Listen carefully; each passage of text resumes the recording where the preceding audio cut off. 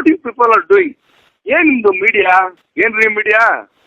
ರೇ ಸ್ವಾಮಿ, ಅಷ್ಟೊಂದು ಜೈಲ್ ಹೋಗಿ ಬಂದೋ ನಾನು ಸ್ವಾಮಿ. ನನಗೆ ಮೀಡಿಯಾ ಸಮಾನ.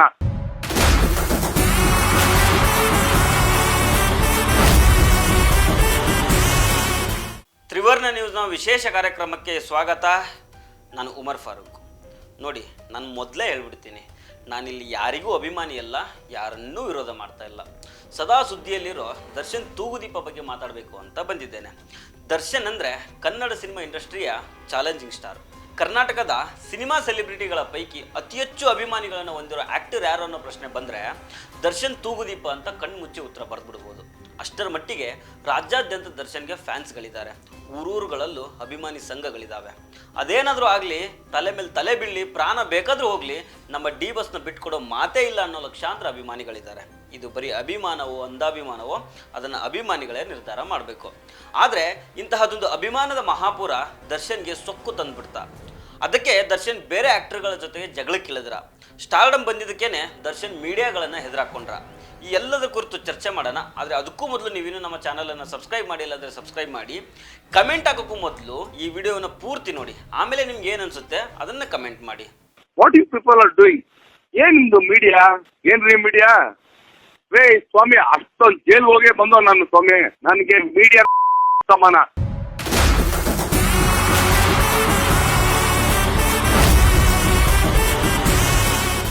ನೋಡಿ, ಮೊದಲಿಗೆ ದರ್ಶನ್ ಮತ್ತು ಮೀಡಿಯಾಗಳ ನಡುವೆ ನಡೆದ ಒಂದು ಸುದೀರ್ಘ ಸಂಘರ್ಷದ ಬಗ್ಗೆ ಮಾತಾಡೋಣ. ದರ್ಶನ್ಗೆ ಇಂಡಸ್ಟ್ರಿಯಲ್ಲಿ ಬೆಳೆಯೋದಿಕ್ಕೆ ಯಾವ ಗಾಡ್ ಫಾದರ್ಗಳು ಇರಲಿಲ್ಲ. ತಂದೆ ತೂಗುದೀಪ್ ಶ್ರೀನಿವಾಸ್ ಇಂಡಸ್ಟ್ರಿಯಲ್ಲಿ ಇದ್ರೂ ಅವರ ಹೆಸರನ್ನು ಬಳಸ್ಕೊಂಡು ದರ್ಶನ್ ಬೆಳೆದ್ರು ಅಂದರೆ ಅದನ್ನು ಯಾರೂ ನಂಬೋದಿಲ್ಲ. ಯಾಕಂದರೆ ಮೊದಲಿಗೆ ಲೈಟ್ ಬಾಯ್ ಆಗಿ ಕೆಲಸ ಮಾಡಿದ್ರು, ಅಲ್ಲಿ ಅವಮಾನಗಳನ್ನು ಎದುರಿಸಿದ್ರು. ನಂತರ ಅದೇಗೋ ಸೀರಿಯಲ್ಗಳಲ್ಲಿ ಅವಕಾಶ ಸಿಕ್ತು. ಕೊನೆಗೆ ಮೆಜೆಸ್ಟಿಕ್ ಚಿತ್ರದ ಮುಖಾಂತರ ಹಿರಿತೆರೆಗೆ ಪದಾರ್ಪಣೆ ಮಾಡ್ತಾರೆ.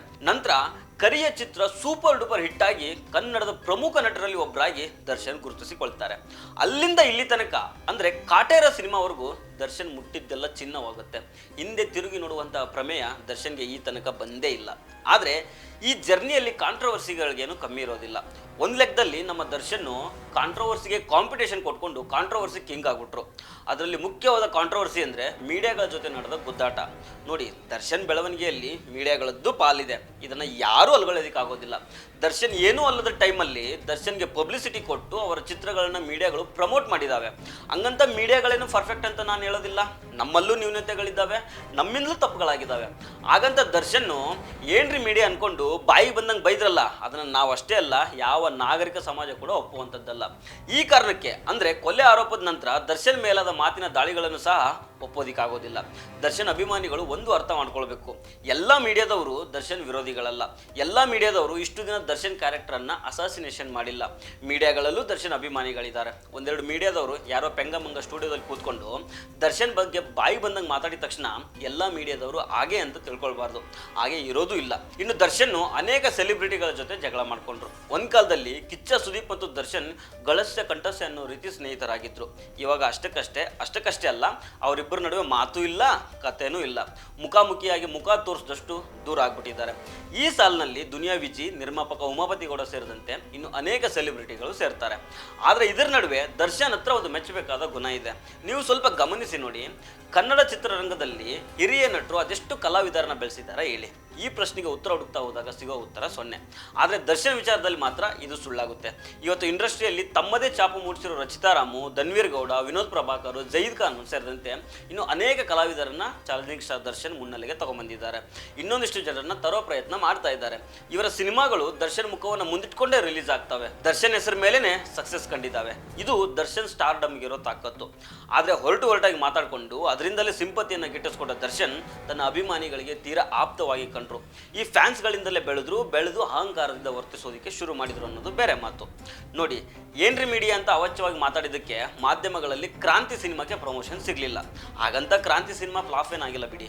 ಆದ್ರೂ ಮೀಡಿಯಾಗಳು ಬಾಯ್ಕಟ್ ಮಾಡಿದ ಎಫೆಕ್ಟು ಕ್ರಾಂತಿ ಮೇಲೆ ಬಿದ್ದಿತ್ತು. ಇದರಿಂದಾಗಿ ಕಾಟೇರ ಸಿನಿಮಾ ಬಿಡುಗಡೆ ವೇಳೆ ದರ್ಶನ್ ಮತ್ತು ಮಾಧ್ಯಮಗಳ ನಡುವೆ ಕಾಂಪ್ರಮೈಸ್ ಕೆಲಸ ನಡೀತು.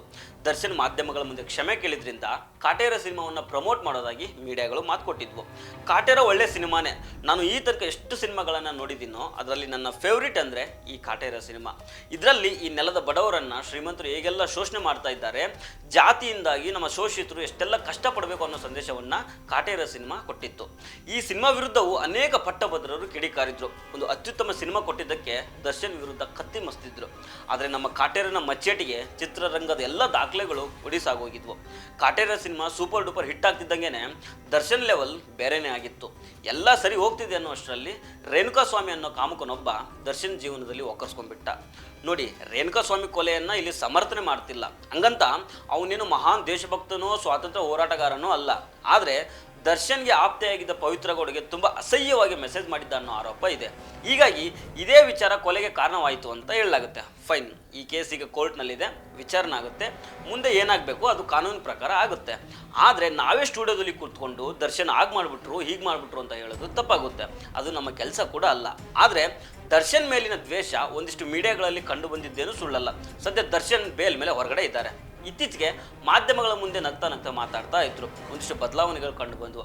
ಅದಕ್ಕೆ ಇನ್ನು ಮುಂದಾದರೂ ದರ್ಶನ್ ಮತ್ತೆ ಕಾಂಟ್ರವರ್ಸಿಗಳಲ್ಲಿ ಸಿಕ್ಕಾಕೊಳ್ಳದೆ ಇರಲಿ, ಒಳ್ಳೊಳ್ಳೆ ಸಿನಿಮಾಗಳನ್ನು ಕೊಟ್ಟು ಜನರನ್ನು ರಂಜಿಸಲಿ.